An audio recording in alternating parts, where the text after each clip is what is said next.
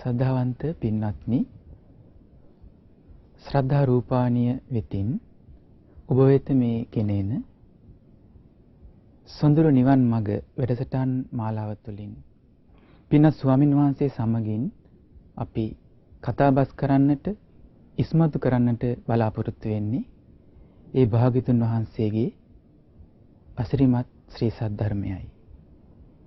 ඉතින් මේ අසිරිමත් ශ්‍රී සද්ධර්මය ලොවට දායාද කළ ඒ භාග්‍යතුන් වහන්සේට, ඒ වගේම ඒ ශ්‍රී සද්ධර්මයට, ඒ භාග්‍යතුන් වහන්සේගේ අසිරිමත් ශ්‍රී සද්ධර්මය රහතන් වහන්සේලාගේ පරපුරෙන් ගෙනවිත් අප වෙත දායාද කළ මහා සංඝ රත්නයට කියන උතුම් තුනුරුවනට අපගේ নমස්කාරය වේවා. සාදු සාදු සාදු. පින්වත්නි, භාග්‍යතුන් වහන්සේ වරක් චුන්ද කියන ස්වාමින් වහන්සේට මේ විදිහට වදාලා. පින්වත් චුන්ද, මේ ලෝකේ යම්තාක් ශාස්ත්‍රුන් වහන්සේලා සිටිද්ද, ඒ ශාස්ත්‍රුන් වහන්සේලා අතර භාග්‍යතුන් වහන්සේ තරම් ලාභයෙන් යසසින් අග්‍ර කෙනෙක් ලොව පහළ වුණේ නැහැ කියලා. ඒක භාග්‍යතුන් වහන්සේ මේ විදිහට වදාළේ. යාවතාකෝ චුන්ද ඒතරහි සත්තා සත්තාර ලෝකේ උප්පන්නෝ නාහං චුන්ද අඤ්ඤං ඒක සත්තාරම්පි සමනුපස්සාමි එවං ලාභග්ග යසග්ගප්පත්තං යතරිවාහං. භාග්‍යතුන් වහන්සේ තරම් ලාභයෙන් යසසින් දියුණුවට පැමිණි වෙනත් ශාස්ත්‍රවරයෙක් මේ සම්බුදු සසුන පවතින යුගයේ වෙනත් තවත් නැහැ කියලායි භාග්‍යතුන් වහන්සේ වදාළේ. ඒ වගේම බුදුරජාණන් වහන්සේ වදාලා යාවත්තා කෝපන චුන්ද ඒතරහි සංඝෝවා ගණෝවා. යම්තාක් මේ ලෝකයේ මේ සංඝරත් සංඝයා පිරිස් කණ්ඩායම් ඇද්ද ලෝකෙ උප්පන්නෝ, මේ ලෝකේ ඉපදිලා අට අරගෙන තියෙනවද? නාහං චුන්ද අඤ්ඤං ඒක සංගම්පි සමනුපස්සාමි එවං ලාභග්ගප්පත්තං යසග්ගප්පත්තං. මේ ලාභ සත්කාර යසස් තියෙන වෙන පිරිසක් දකින්නේ නැහැ කිව්වා භාග්‍යතුන් වහන්සේගේ ශ්‍රාවක සංඝ රත්නයේ තරම්. ඉතින් ඒ නිසා බුදුරජාණන් වහන්සේ වදාලා කවුරු හරි කෙනෙක් කියනවා නම් මේ හැම අතින්ම පිරිපුන් දේ මොකක්ද කියලා, ඒ භාග්‍යතුන් වහන්සේගේ සම්බුදු සසුන කිව්වා. මේ විදිහට වදාලා යංකෝ තංචුන්ද සම්මා වදමානෝ වදෙය සබ්බාකාර පරිපූර්ණං අනූනං අනදිකං ස්වාකාතං. හැම පැත්තෙම පිරිපුන්, අඩුත් නැති, අනූනං අනදිකං වැඩිත් නැති, සබ්බාකාර පරිපූර්ණං හැම පැත්තෙම පිරිපුන්, කේවල පරිපූර්ණං බ්‍රහ්මචර්යං සුප්පකාසිතං මුළු මනින්ම සම්පූර්ණ නිවන් මඟ ප්‍රකාශ කරලා තියෙනවා කිව්වා.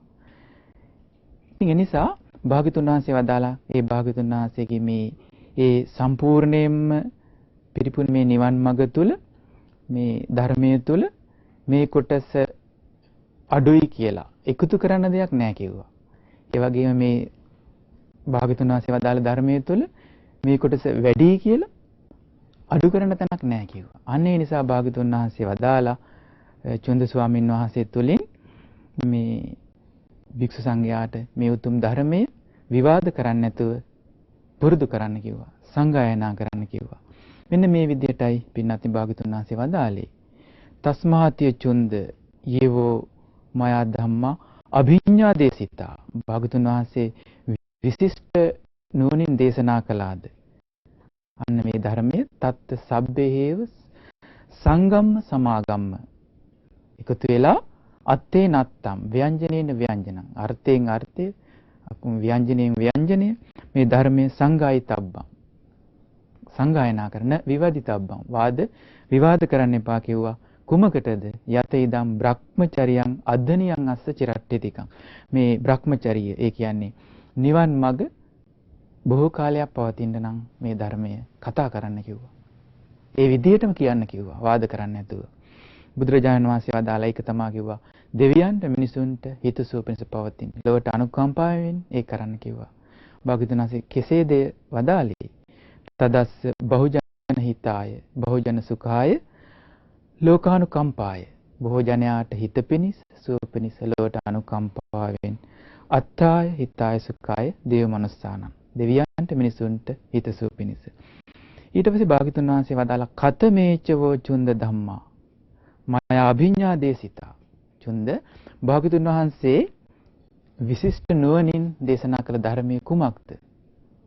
භාග්‍යතුන් වහන්සේ අන්නේ වෙලාවේ වදාලා අප මේ ඔබ වෙත ගෙන එන්න බලාපොරොත්තු වෙන සොඳුරු නිවන් මඟ ආර්ය අෂ්ටාංග මාර්ගයේ තුල වැඩෙන්නා වූ බෝධිපාක්ෂික ධර්ම 37. ඒ තමයි භාග්‍යතුන් වහන්සේ වදාලා සියතිදා චත්තාරෝ සතිපට්ඨාන චත්තාරෝ සම්මප්පදාන සතර සතිපට්ඨානෙ සතර සම්මප්පදාන වීරිය චත්තාරෝ ඉද්ධිපාදා සතර 이르දිපාද හතරක් වූ සතිපට්ඨානෙ හතරක් වූ සම්මප්පදාන වීරිය හතරක් වූ ඉර්ධිපාද ඒ වගේම පංච ඉන්ද්‍රියානි පංච බලානි ඉන්ද්‍රිය ධර්ම 5 බල ධර්ම 5 සත් බොජ්ජංගා බොජ්ජංග ධර්ම 7 ඒ වගේම ආර්ය අෂ්ටාංග මාර්ගය මෙන්න මේ බෝධිපාක්ෂික ධර්ම 37 භාග්‍යතුන් වහන්සේ වදාලා භාග්‍යතුන් වහන්සේ විශිෂ්ට නුවණින් අවබෝධ කළ දේශනා කළේ මෙන්න මේ බෝධිපාක්ෂික ධර්ම වාද කරන්නේ නැතුව විවාද කරන්නේ නැතුව හැම දිනම එකතු වෙලා සංගායනා කරන්න කතා කරන්න කියලා.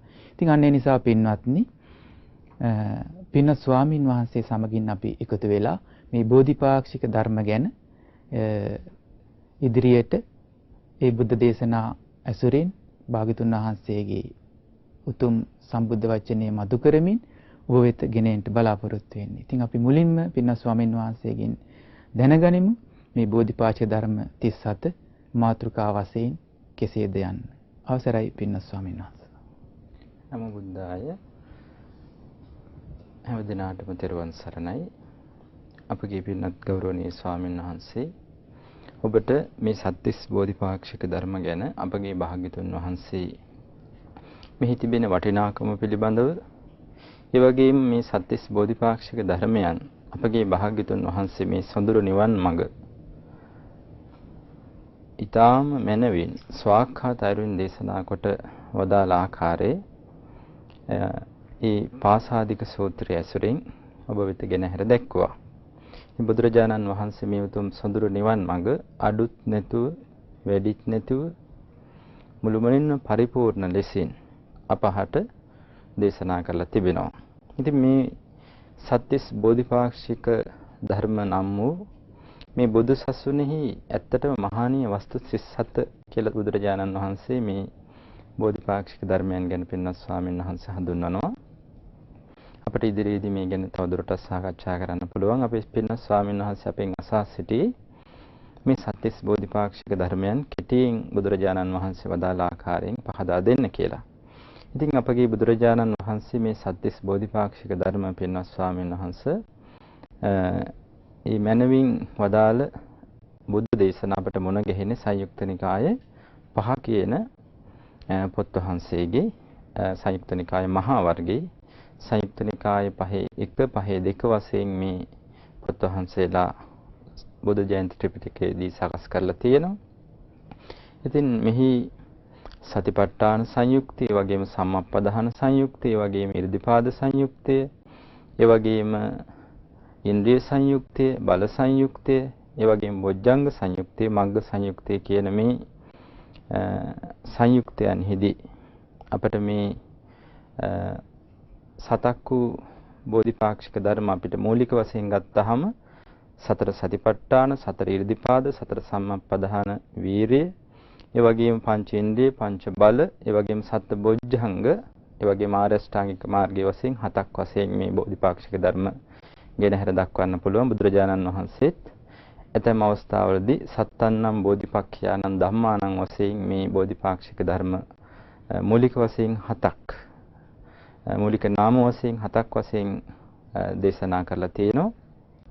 ඉතින් මේ බෝධිපාක්ෂික ධර්මයන්හි පළවෙනි බෝධිපාක්ෂික ධර්මයන් 4 තමයි සතර සතිපට්ඨානයන්. චත්තාරෝ සතිපට්ඨාන. ඒ තමයි බුදුරජාණන් වහන්සේ දේශනා කරන්නේ බුදු දේශනාවන් වලදී සතර සතිපට්ඨානෙ ඉද භික්කවේ භික්ඛු කායේ කායානුපස්සී විහෙරති.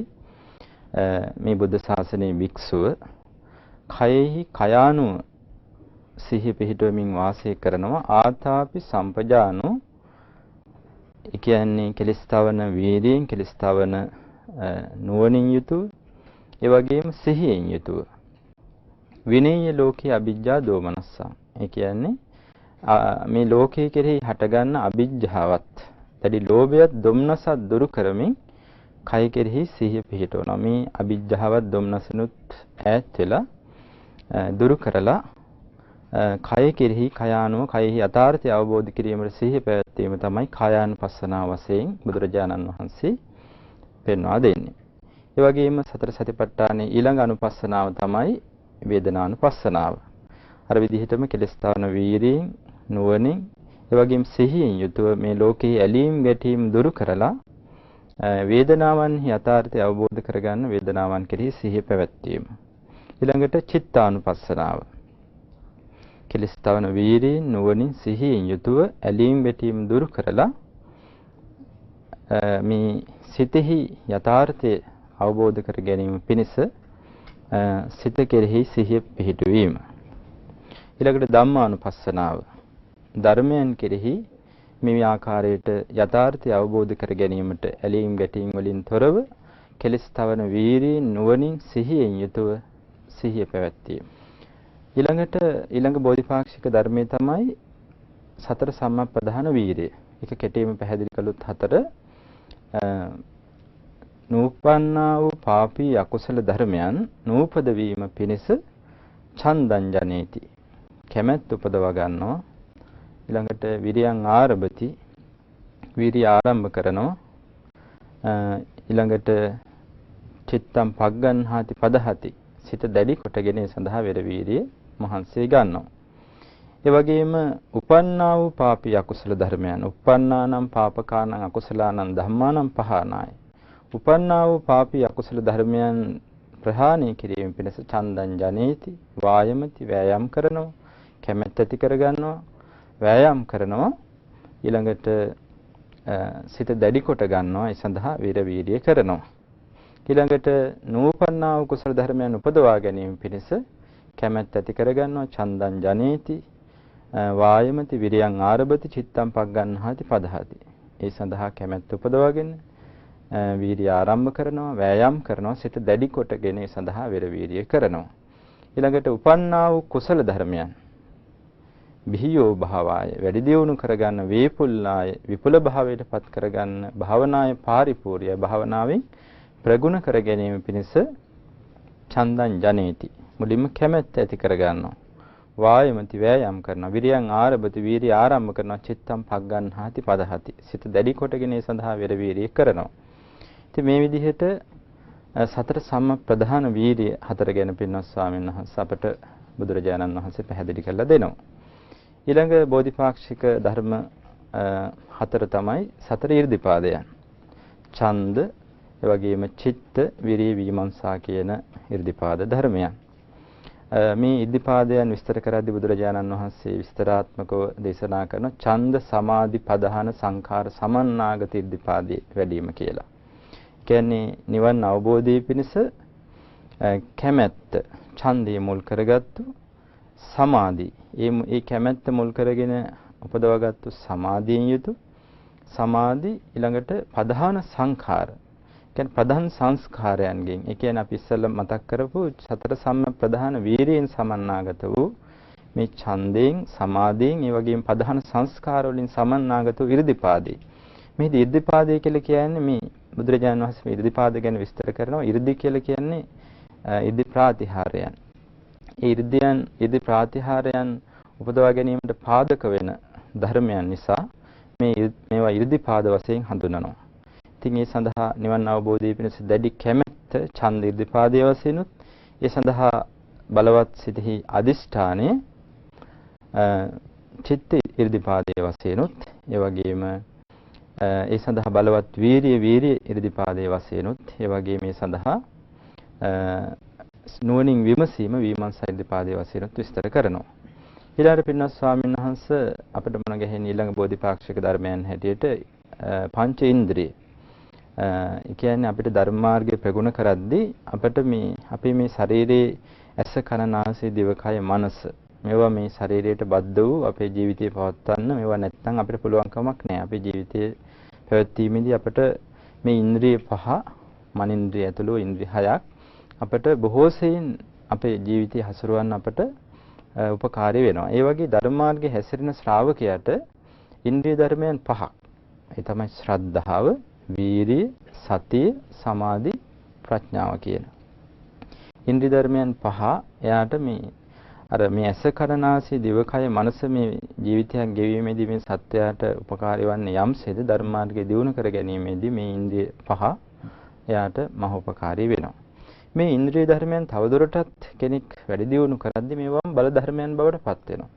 අන්න ඒව තමයි බුදුරජාණන් වහන්සේ ශ්‍රද්ධා බලය, වීරිය බලය, සති බලය, සමාධි බලය, ප්‍රඥා බලය වශයෙන් ඉන්ද්‍රිය පහක් වශයෙන් බල පහක් වශයෙන් පෙන්වලා දෙන්නේ. ඊළඟට බුදුරජාණන් වහන්සේ සත්‍තිස් බෝධිපාක්ෂික ධර්මයන් විස්තර කරද්දී අපට පෙන්වා දෙන්නේ සප්ත බොජ්ජංග ධර්මයන්. බෝධි අංග කෙටියෙන් කිව්වොත් බෝධි කියලා කියන්නේ චතුරාර්ය සත්‍ය අවබෝධය. ඒ සඳහා උපකාර වන අංගයන්.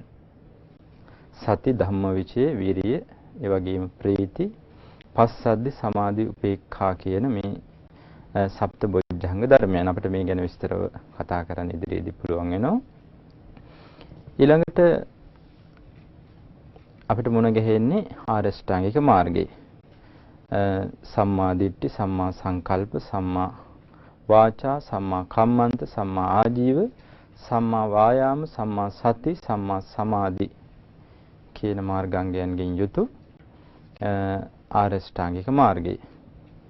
සම්මා දිට්ඨි, සම්මා සංකල්ප, සම්මා වාචා, සම්මා කම්මන්ත, සම්මා ආජීව, සම්මා වායාම, සම්මා සති, සම්මා සමාධි කියන මාර්ගාංග අටෙන් යුතු ආරෂ්ඨාංගික මාර්ගය තමයි බුදුරජාණන් වහන්සේ මේ සත්‍තිස් බෝධිපාක්ෂික ධර්මයට තේදී අවසාන වශයෙන් පෙන්වා දෙන්නේ. ඇත්තට මේ ආරෂ්ඨාංගික මාර්ගයේ වැඩිම තුළ මේ බුදුරජාණන් වහන්සේ මේ ධර්ම කරුණු විග්‍රහ කරද්දී අවසානයේට පෙන්වා දෙන දෙහි හරි වටිනාකමක් තියෙනවා. මේ ආරෂ්ඨාංගික මාර්ගයේ වැඩිම තුළ මේ සත්‍තිස් බෝධිපාක්ෂික ධර්මම කෙනෙක් තුළ වැඩි යන අයුරු බුදු දේශනාවන් වලදී අපිට පෙන්වන සානහස බුදුරජාණන් වහන්සේ පෙන්වලා දෙනවා. එහෙමයි පින්වත් ස්වාමින් වහන්සේ. පින්වත්නි, පින්වත් ස්වාමින් වහන්සේ විසින් ඊටාම පැහැදිලිව, නිරවුල්ව බෝධිපාක්ෂික ධර්ම 37 මාතෘකා වශයෙන් පැහැදිලි කළා. අපගේ භාග්‍යතුන් වහන්සේ අග්ගඤ්ඤ සූත්‍රයේදී වදාලා මේ බෝධිපාක්ෂික ධර්ම මේ 37 මේ අංග 7ක් තියෙනවානේ. සතර සතිපට්ඨානය, සතර සම්‍යක්ප්‍රදාන වීරිය, සතර ඉර්ධිපාද, පංචේන්ද්‍රිය, පංච බල, සත්බුද්ධංග අරෂ්ඨාංග මාර්ගය. මේ සත්තාන්නම් බෝධිපක්ඛයානං ධම්මානං කියලා භාග්‍යතුන් වහන්සේ වදාළේ. මේ බෝධිපාක්ෂික ධර්ම මේ මාතෘකාවෙන් 37 හතට ගෙනුනහම මේ හත පුරුදු කරනවා නම් යම්කිසි කෙනෙක් මේ ලෝකේ ඉන්න පිරිස අතර භාග්‍යතුන් වහන්සේ වදාළ මේ රජ පවුලේ පිරිස ඉන්නවා, කත්තිය පිරිස. ඒ වගේම බ්‍රාහ්මණ පිරිස ඉන්නවා. ඒ පිරිස ඊට පස්සේ රජ පෙළපතේ අය, බ්‍රාහ්මණ පෙළපත, ඊට පස්සේ තියෙනවා වෙළඳ ව්‍යාපාර කටයුතු කරන කණ්ඩායම. මේ ලෝකේ ඒ විදිහට භාග්‍යතුන් වහන්සේ වැඩ ඉන්න කාලේ බෙදලා තිබුණේ. ඒ වගේම හිටියා වැඩ කරන කම්කරු ජනතාව ක්ෂුද්‍ර වශයෙන්. ඒ ඔක්කොගෙම අයින් වෙලා තවත් කණ්ඩායමක් බිහි වුණ අය තමයි ශ්‍රමණ පිරිස. පින ස්වාමින් වහන්සේලා බවට පත් වුණ පිරිස. භාග්‍යතුන් වහන්සේ වදාළ මේ රජ පෙළපතින් වේවා, බ්‍රාහ්මණ පෙළපතින් වේවා, එහෙම නැත්නම් මේ වැඩ කරන ජනතාව අතරින් වේවා, එහෙම නැත්නම් මේ ඊට පස්සේ ශ්‍රමණ පිරිසෙන් වේවා, මේ හැම කණ්ඩායමකින්ම නික්මිලා පැවිදින මේ පිරිස බෝධිපාක්ෂික ධර්ම හත දියුණු කරයිද?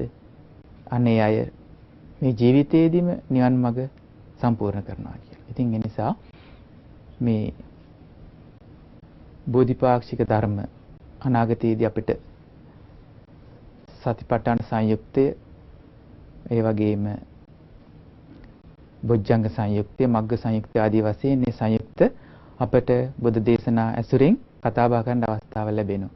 ඒ නිසා පින්වත්නි, මේ භාග්‍යතුන් වහන්සේගේ ඒ බෝධිපාක්ෂික ධර්මයන් ඇතුළත් බුදු දේශනා අනාගතයේ කතා කරන්න බලාපොරොත්තු වෙන අපි පුණ්‍යානුමෝදනාවන් සිදු කරනවා.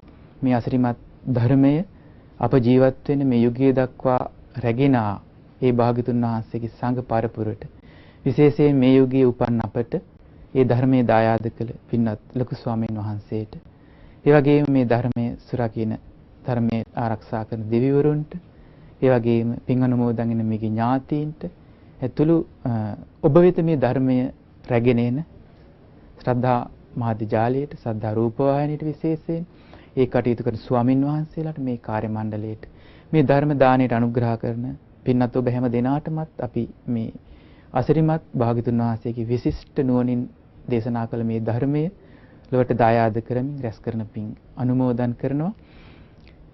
භාග්‍යතුන් වහන්සේගේ අසිරිමත් මේ ගාම්භීර මේ ධර්මයේ ගැන පින්වත් මුලින්ම හිත පහදවා ගන්න. හිත පහදවා ගැනීමත් පිනක්. ඒ හිත පහදවාගෙන ඒ රැස් කරන පිනෙන් මේ ධර්මය අවබෝධ කරගන්න වෙසෙන්නේ කියලා ඉල්ලා සිටින ගමන් දෙවි මිනිස් ලෝකයේ හැම දිනාටම අපි මේ ඒ භාග්‍යතුන් වහන්සේගේ ධර්මයේ දායාද කරමින් රැස් කරන පින් අනුමෝදන් වෙලා බෝධිපාක්ෂි ධර්ම දියුණු කරගෙන සසර දුක් නිමා කරගන්නටම වාසනාව ලැබෙත්වා.